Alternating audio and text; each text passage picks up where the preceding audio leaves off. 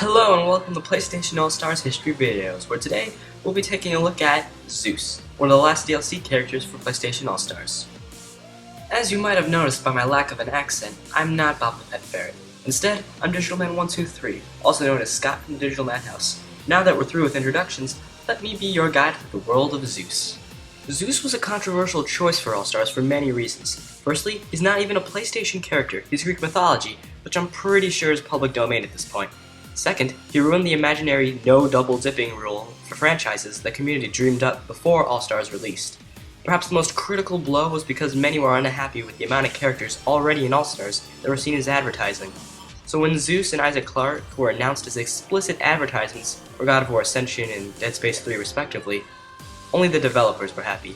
Nonetheless, Zeus is here now, so let's talk about his representation in All-Stars. In case you didn't know, Zeus is the king of the Olympian gods. By his hand, the Titans fell and the reign of Olympus was supreme.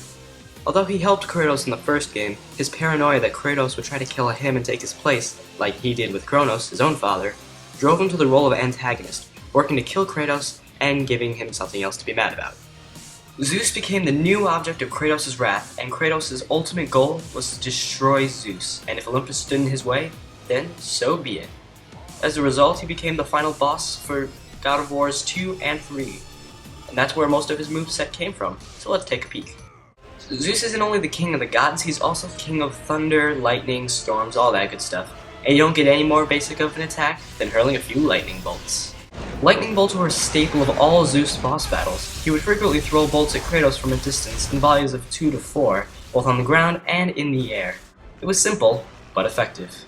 It's no stretch of the imagination Zeus would get some lightning bolts to chuck in All-Stars, throwing them in groups of 3, either in the ground or in the air. In a cinematic at the beginning of God of War 3, Gaia and Kratos climbed to the top of Mount Olympus, and right as Gaia was about to smash Zeus, he charged up a massive lightning bolt, striking her and Kratos back down into Hades below.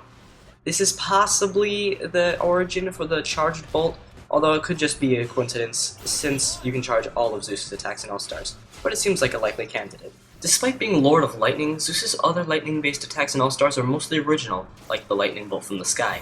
Zeus' Palpatine-like lightning attacks may be derived from a section of his God of War 2 boss battle, wherein he grew large and used a similar lightning attack to hold Kratos down, although this was more a segue into a QuickTime event than an attack, but it still seems likely. We'll get back to this big Zeus fella soon. It's also possible that they could be a reference to this animation, which Zeus would use to draw health from Gaia's heart during the Gaia's heart phase of the God of War 3 battle, but it seems less likely. In his boss battles, Zeus was always a very physical fighter, using his Olympian strength, sometimes accented with lightning, to smash Kratos' angry face. In God of War 2, he used a 4-hit combo consisting of 3 punches, followed by a slam move which sent out lightning shockwave. This combo was changed in God of War 3 into a combo of 2 punches, followed by a thunderclap, which again we'll talk more about later. The slam from the former combo made it into All-Stars as Zeus' down square, and the 2 punches from the latter game became his neutral square move. The slam doesn't send out quite the shockwave, but since Zeus uses the lightning bolt in the slam, I'm going to call it a reference. Another attack Zeus would perform in the chamber section of the fight was an aerial dashing punch into Kratos and his general direction. It wasn't a frequent move, but it was charged with lightning, so better get out of the way! In the next phase of the fight, he took a walk outside to a pavilion outside the chamber to continue the fight. During this phase, Zeus didn't perform the punch combo, instead opting for a lunging swing, followed by a lightning-infused uppercut. These moves became Zeus' aerial side square and grounded side square respectively, with the aerial dash acting as more of a lateral means than it previously was, and the lunging dash is able to catch those square toasts just out of reach. During the pavilion phase and the following phase where Kratos and Zeus ended up inside the Titan Gaia, Zeus would perform a powerful slam from the air, creating a powerful shockwave. He would use this at random points during the fights, or after a flight attack involving clones, which we will get to in a second. He uses this in All-Stars in much the same way, although the shockwave has been notably reduced. Zeus' final melee move, Olympic Ascension, has no clear origin unlike the other melee moves, although I might have found something. Before the boss fight in God of War 2, Zeus launches Kratos up to the battleground with a similar animation to the move in All-Stars. Again, this isn't an exact reference, this is just more of an inference than anything. Now let's talk about some more unique moves for Zeus. During the Inside Gaia phase of the God of War 3 fight, Zeus started using clones to battle Kratos. At first they took the place of his dashing punch, doing a brief charge forward before dissipating. but soon after they would remain on the battlefield to fight alongside him, or be featured in that flying move where Zeus would drop them from the sky, like I mentioned earlier. So being so useful in God of War 3, it stands to reason that they wouldn't be in All-Stars. Sure. How they work in All-Stars is Zeus only conjures one clone at a time, and rather than the clone attacking, it looked like they're about to get ready to before dissipating, before they get the chance. The dissipation is the actual attack, unlike in God of War 3, where it was just the getting rid of the clone. Next, and more useful, is the teleport.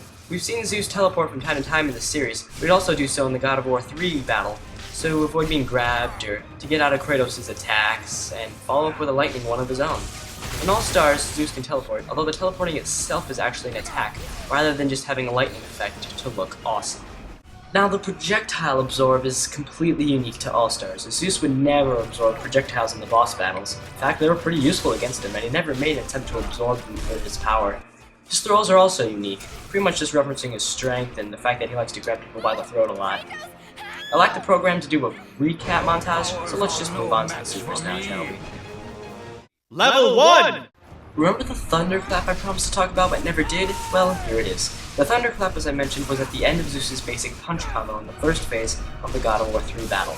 It was powerful, mainly because it pushed Kratos to the ground and was unblockable. Basically, when Zeus was clapping, you did not want to be in front of him, unless you wanted to be damaged for some strange reason.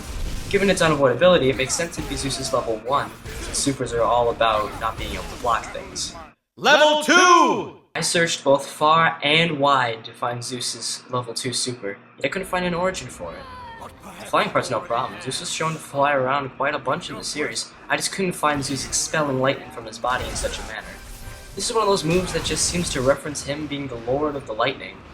The closest thing I could find is this force field move Zeus did in the God of War 2 fight, which had lightning around his body and could only be broken using Rage of the Titans, but that still just doesn't seem quite right. Luckily, Zeus's level 3 has a better, more climactic explanation. Level 3! To begin the boss fight in God of War 2, Zeus launched Kratos into the sky, like I mentioned, and onto a battleground called the Summit of Sacrifice. Zeus then floated beneath the island and grew to Olympic size, towering over Kratos. And this is Zeus's level 3, where he transports all of his opponents to the Summit of Sacrifice and grows to godly size, ready to smash them like bugs.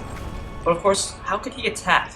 Back in God of War 2, in order to bring Zeus back to regular size, Kratos had to kill a siren Zeus would summon, which would create a shockwave to harm Zeus, which would for some reason make him punch the island. And then you could attack his fist while it was in the ground.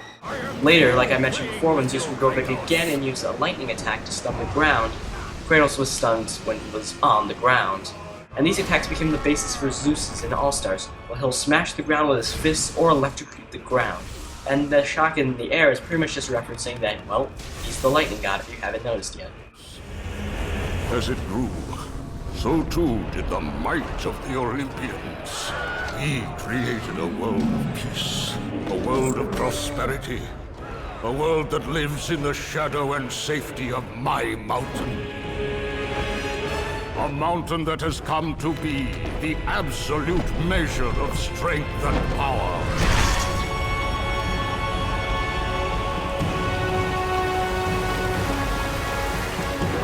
Now, on this day, that power is to be tested. The mortal Kratos seeks to destroy all that I have wrought. Brothers, put aside the petty grievances that have splintered us for so long. We will unite. We will stand together. And I will wipe out... I grow weary of this.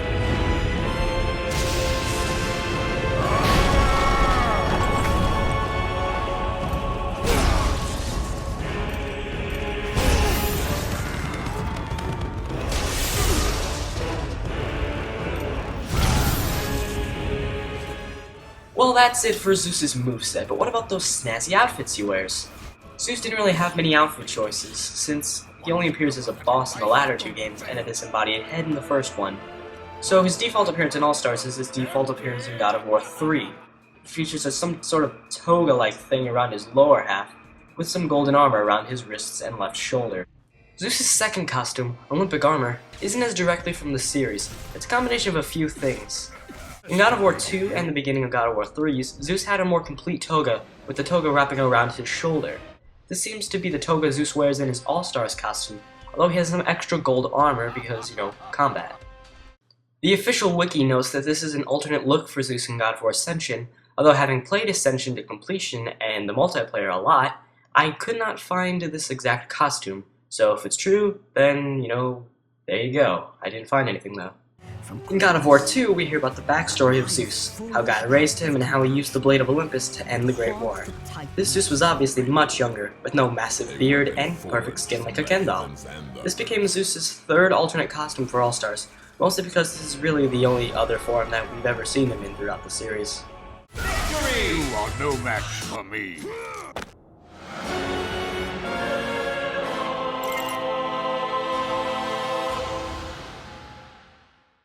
Well, that's it for Zeus. I hope you enjoyed and stay tuned for Bob the Pet Ferret's next video. Without giving too much away, it's sure to be very Hades, if you know what I mean. Alright, bye.